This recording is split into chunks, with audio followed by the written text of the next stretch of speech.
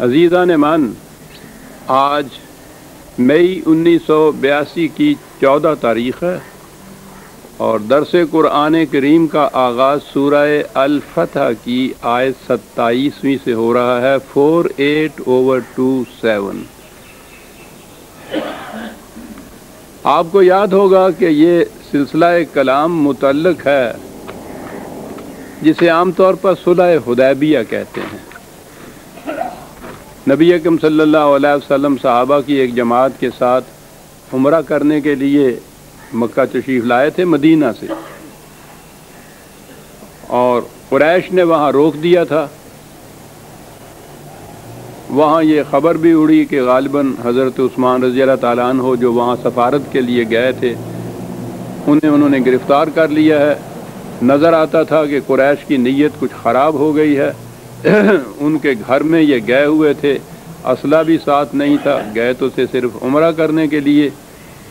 بڑا نازک وقت آ گیا، اس میں پھر تجدید بیعت کی گئی، وہ ایک درخت کے نیچے۔ قرآن میں یہ چیزیں سورہ فتح میں یہ ساری آئی ہیں، اور اس کے بعد یہ کہ وہاں ان سے پھر صلح ہوئی۔ یہاں تک میں رکتا ہوں کہ آگے بات جو ہے وہ بڑی کچھ نازک سی آ رہی ہے۔ 27ویں آیت ہے، لَقَدْ صَدَقَ اللَّهُ رَسُولَهُ الرُّؤْيَا بِالْحَقِّ لَتَدْخُلُنَّ الْمَسْجِدَ الْحَرَامَ إِنْ شَاءَ اللَّهُ آمِنِينَ مُحَلِّقِينَ رُءُوسَكُمْ وَمُقَصِّرِينَ لَا تَخَافُونَ فَعَلِمَ مَا لَمْ تَعْلَمُوا فَجَعَلَ مِن دُونِ ذَلِكَ فَتْحًا قَرِيبًا۔ 27ویں آیت ہے یہ۔ بات ہی یہاں سے شروع ہوئی کہ خدا نے تیرے خواب کو حق کے ساتھ، میں پھر عرض کروں گا کہ آپ قرآن کریم کے نسخے ساتھ لایا کریں، الفاظ پہ نگاہ رکھا کریں تو بات سمجھ میں آتی ہے۔ یوں ہی کانوں سے سن لینے سے یہ اس طرح سے بات واضح نہیں ہوتی۔ میں سمجھتا ہوں کہ آپ محض ذہنی دلچسپی کے لیے شاید تشریف لے آتے ہیں، مجھے معاف رکھیے گا۔ تلخ نوائی میں قرآن کو سمجھنے کا یہ طریقہ نہیں ہے، الفاظ سامنے ہونے چاہیے۔ یہ بڑا ایک اہم مقام ہے جس کے متعلق عام طور پر بڑی الجھن پیدا ہو جاتی ہے۔ یہاں کہا یہ کیا ہے جو عام ترجمہ ہے کہ خدا نے اپنے رسول کو نہیں، رسول اللہ صلی اللہ علیہ وسلم کو جو خواب آیا تھا اس خواب کو سچا کر دکھایا، یہ بھی معنی ہیں۔ گرامر کے لحاظ سے اس کے معنی سچا کر دکھائے گا بھی ہو سکتے ہیں کہ وہ مسجد حرام میں کعبہ میں داخل ہوں گے نہایت امن کے ساتھ، اور پھر وہ مناسک کے حج یا عمرہ ادا کریں گے، وہی جو بالوں کو ترشوانا یا سر کا منانا، یہ مناسک میں داخل ہے۔ سوال یہ ہے، لقد صدق اللہ رسولہ الرؤیا، اگر یہ عام معنی ہیں کہ خدا نے اسے سچ کر دکھایا ہے، یہ جو خواب ہے سورہ بنی اسرائیل میں ایک خواب کا ذکر ہے۔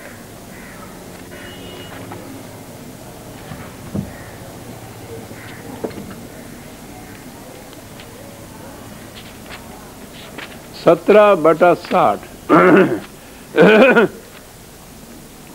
وَمَا جَعَلْنَا الرُّؤْيَا الَّتِي أَرَيْنَاكَ إِلَّا فِتْنَةً لِلنَّاسِ، کہ یہ خواب جو تجھے دکھایا گیا ہے وہ لوگوں کے لیے طرح طرح کی آزمائشوں کا باعث بن گیا ہے، یا فتنہ پردازیوں کا باعث بن گیا ہے۔ خواب کا ذکر ہے یہاں، یہی ایک مقام ہے جہاں حضور کے خواب کا ذکر ہے۔ اب یہیں اس خواب کے متعلق بھی جو تفاسیر چلی آتی ہیں وہ مختلف ہیں۔ عام طور پہ کہا گیا ہے کہ وہ معراج کا واقعہ جو تھا وہ آپ نے ذکر کیا تو ان دشمنوں نے اس کا مذاق اڑایا کہ یہ کیسے ہو سکتا ہے کہ رات کو یہ پل بھر میں یہاں سے پہلے بیت المقدس گئے، وہاں سے آسمانوں پہ گئے، پھر واپس آئے، پھر مدینے آئے، جیسا کہ عام مشہور ہے معراج کے واقعہ کے متعلق کہ اس کا انہوں نے مذاق اڑایا تھا۔ یہ ایک چیز آئی ہے۔ دوسری بات اسی خواب کے متعلق اور ہے، یہ جو حضور تشریف لائے ہیں عمرہ کے لیے مکہ میں، سن 6 ہجری کا واقعہ ہے، ذی القعدہ کا مہینہ تھا۔ حضور نے مدینہ میں یہ فرمایا، یہ جیسا کہ یہ روایات میں آتی ہیں باتیں، حضور نے کہا کہ میں نے خواب دیکھا ہے کہ ہم مکہ میں داخل ہو رہے ہیں، عمرہ کر رہے ہیں، اور اس کے بعد حضور تیار ہو گئے، اور جب آپ تیار ہوئے تو صحابہ کی ایک جماعت بھی ساتھ تیار ہو گئی اس سعادت کو حاصل کرنے کے لیے کہ حضور کی معیت میں عمرہ نصیب ہو جائے گا۔ آپ کو یاد ہے کہ جب سے یہ ہجرت انہوں نے کی تھی، قریش نے ان کے راستے بند کر دیے تھے، وہاں تک آنے ہی نہیں دیتے تھے، یہ کعبے تک۔ یہ تو اگلی بات ہے کہ جب فتح مکہ ہوا تو پھر یہ سارے معاملات ہی حل ہو گئے، لیکن یہ اس سے پہلے کی بات ہے۔ تو آنے ہی نہیں دیتے تھے، تو انہوں نے غنیمت سمجھا کہ حضور کی معیت میں ایک عمرہ کر لیا جائے گا، تو چنانچہ صحابہ کی ایک جماعت ساتھ ہو گئی۔ عام روایات میں ہے کہ قریباً 1400 کے قریب صحابہ ساتھ تھے۔ ایک سب اونچا ہو گیا ہے یہ ذرا، تو وہاں آئے۔ عام روایتوں کے مطابق کہ قریش نے روک دیا، اور وہاں یہ سب کچھ ہوا جو میں نے پہلے عرض کیا ہے۔ ایک صلح نامہ لکھا گیا، یہ سارا کچھ بخاری کی ایک حدیث میں بھی ہے اور دوسرے مقامات میں بھی ہے کہ وہ صلح نامہ لکھا گیا کہ اس سال تو باہر سے ہی واپس تشریف لے جائیں گے حضور، مکے میں داخل نہیں ہونے دیا جائے گا، اگلے سال آپ آئیں گے تو اس سال پھر عمرہ کی یا حج کی اجازت دی جائے گی۔ اور دوسری شرائط بھی اس کے اندر، صلح نامہ کے اندر بڑا تفصیلی صلح نامہ لکھا ہوا ہے اس کے اندر۔ تو اس کے تو معنی یہ ہوئے کہ اس سال یہ خواب جو تھا یہ پورا نہیں ہوا، چنانچہ وہی جو تفاصیل وہاں لکھی ہیں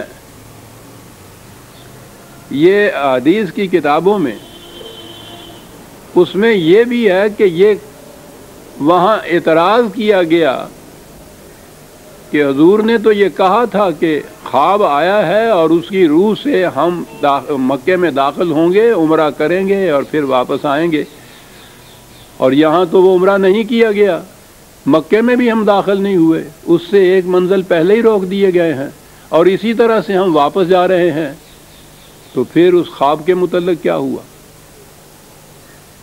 روایت کی روح سے میں یہ عرض کر رہا ہوں کہ یہ میں نہیں کہہ رہا، نہ میں یہ اس کی تفسیر بیان کر رہا ہوں، بلکہ یہ ہے کہ یہ چیزیں آپ کے ہاں جن روایات کی روح سے کہا جاتا ہے کہ قرآن کریم سمجھا جائے گا، اس میں یہ چیز آئی ہوئی ہے۔ تو وہیں یہ اعتراض ہوا کہ آپ کا وہ خواب جو تھا وہ تو سچا نہیں ہوا، واپس جا رہے ہیں۔ تو اسی میں یہ لکھا ہے، میں بار بار دہرا رہا ہوں کہ میں وہ روایات بیان کر رہا ہوں، یہ نہ کہیے کہ میں کہہ رہا ہوں، اسی میں یہ لکھا ہے کہ حضور نے فرمایا کہ میں نے یہ کب کہا تھا کہ اسی سال یہ واقعہ ہو جائے گا۔ میری حمیت تو اجازت نہیں دیتی کہ میں اس کو صحیح مانوں۔ اسی سال کی بات، تیاری نہیں کی، اعلان کیا، صحابہ ساتھ ہوئے، وہاں سے چال آئے ہیں، یہاں آ کے وہ ایک منزل پہلے یہاں قیام فرمایا ہے، قربانی کے جانور یا جو تہیہ ہوتے ہیں، تحفے ہوتے ہیں، وہ ساتھ لائے ہوئے ہیں۔ تو یہ بات جو ہے حضور کی شان سے بہت بلند ہے کہ آپ یہ فرمائیں کہ میں نے یہ کب کہا تھا کہ وہ اسی سال ہوگا، معاذ اللہ۔ خود روایت کہہ رہی ہے یہ بات کہ حضور کبھی یہ بات نہیں کہہ سکتے تھے،